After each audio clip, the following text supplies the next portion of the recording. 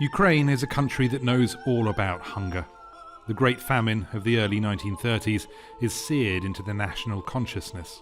So it's no coincidence that President Zelensky used Holodomor Memorial Day to host European leaders and launch the Grain from Ukraine programme.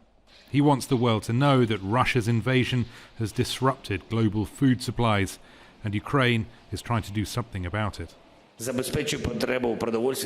Under the Grain from Ukraine program, by the end of next spring, we plan to send at least 60 vessels from our port, at least 10 per month, to countries at risk of famine and drought. This is Ethiopia, Sudan, South Sudan, Somalia, Yemen, Congo, Kenya, Nigeria. All of them are in dire need of help. It's help that Ukraine needed 90 years ago but didn't get. On the 4th Saturday of November every year, Ukrainians remember the Holodomor and the millions who died in an entirely man-made famine. Russia says the starvation hit several parts of the USSR, but a growing number of countries agree with Ukraine that it was a Soviet genocide targeted specifically at them. The goal of Holodomor is to eliminate Ukrainian identity and to replace this identity by Soviet identity and Russian identity.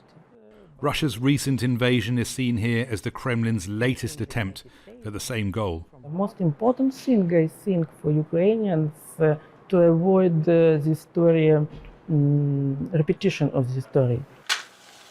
Lone candles are lit in windows on Holodomor Day, and memories have been passed down generations. Lyubov knows all about what her mother's family went through in their village near Kyiv.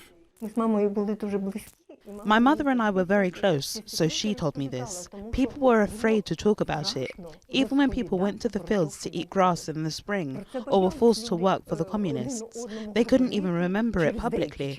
Now I consider it my duty to share this with people. Across the country, these candles are burning in memory of a collective trauma from 90 years ago. But Ukraine is going through another collective trauma right now, and so these candles could just as well be burning for the present. Rory, Challands, Al Jazeera, Ukraine.